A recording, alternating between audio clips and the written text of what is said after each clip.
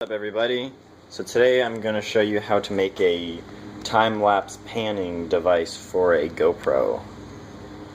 So I've seen a lot of videos where they use kitchen timers where you twist the top and basically in 1 hour it'll make a full rotation. So when you do a time-lapse you can get a full rotation as it takes all the photos.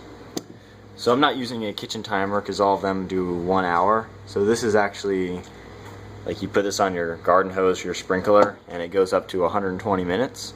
So this will take about 2 hours to do almost a full rotation. So I think this one gives you a lot more freedom to have longer videos. So what the things I'm using, this is the GoPro tripod mount.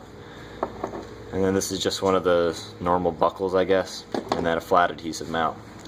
And my idea is to adhere or epoxy this piece to the bottom of that, and then I'm going to cut off one of these, I guess fingers they're called, so I can then attach it to this while that's on the GoPro or on the tripod. And then on the top of it I'm going to use the flat adhesive mount on top so I can then put the GoPro on. And I mean, you can always paint this whatever color you want, and I'm going to take this whole sticker on the top off just so it adheres better. And then on the sides I'm going to write on it what the times are. So I'm now working on making the piece that attaches to the unit to attach to the tripod mount. And what I did, so this particular unit is now upside down. There are 3 screws that held this bottom piece on, and just like that, or like, yeah, just like that. And what I'm going to do is epoxy this right into these lines that I drew, and then put a screw through the center. And there's actually a lot of space in here. I can, the screw can fit in there. So this will be glued to this yellow piece and screwed to this yellow piece. And then when that's on, it'll be nice and secure, so I won't have to worry about it ever falling off. So I'm going to get started on that, and that's really the hardest part of this whole build. And then the easy part is just peeling that sticker off there, rewriting the numbers on the side, and then adhering the flat mount. Alright, so now I'll start working on that. I now have the next step ready.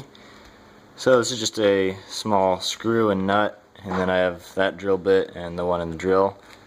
And you can't really see, well, you can see it.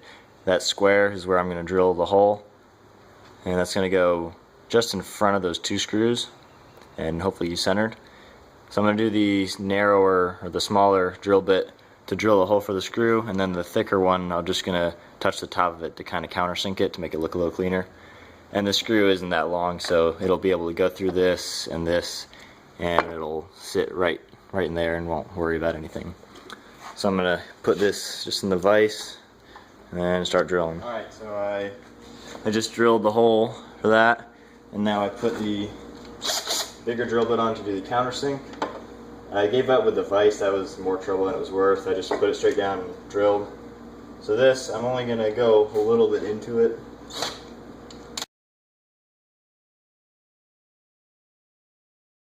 Alright, so I got all the holes drilled. Now I'm just going to put a little silicone caulking on this piece so it adheres a little bit better. All the adhesive is on, or the caulking. Put the screw back in, and then I'll just tighten it up, and when it dries it'll be nice and secured onto there.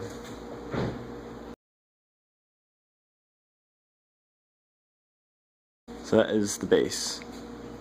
Now I'll just cut off this finger piece, and then this will be ready to be mounted on a tripod and hooked back onto the unit. So this is all set. Now I'm just going to use a normal pipe cutting metal saw to cut that finger off, and then this is just a metal file to make it smooth and look good.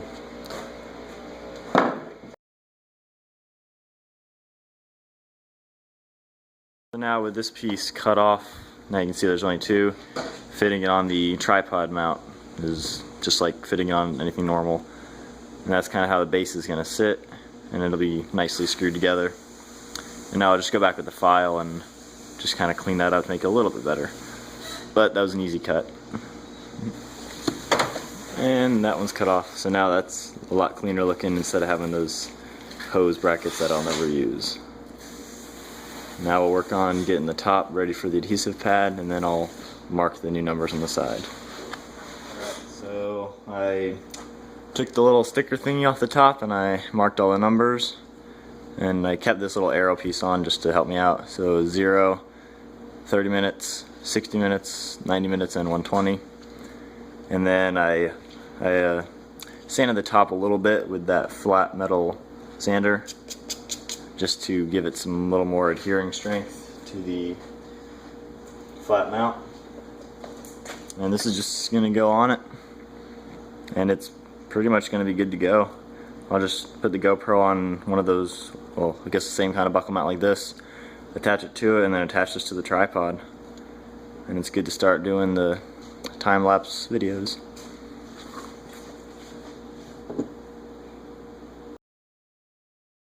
Alright, and that is the complete product.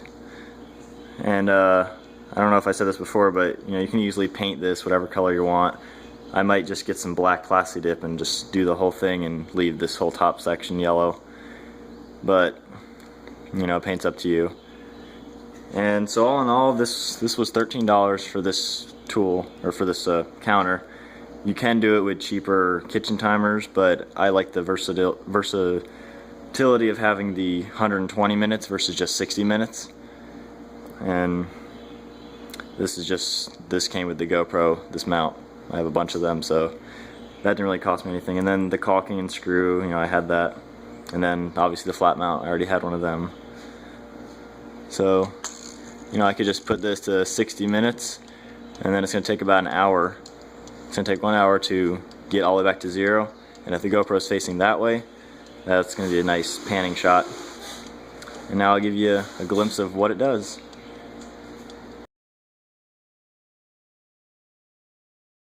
So now I have it set up on the tripod, and it's doing it every 10 seconds. So I'll let that go for about an hour. Yep, so I got it set on the 60 mark, and we'll see how it does. So yeah.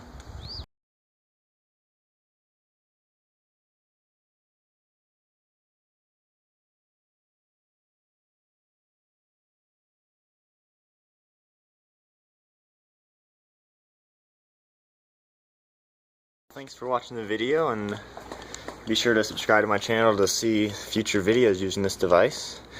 I'm going to end up painting this, make it look a lot nicer, but that's how you make a time-lapse panning device for your GoPro.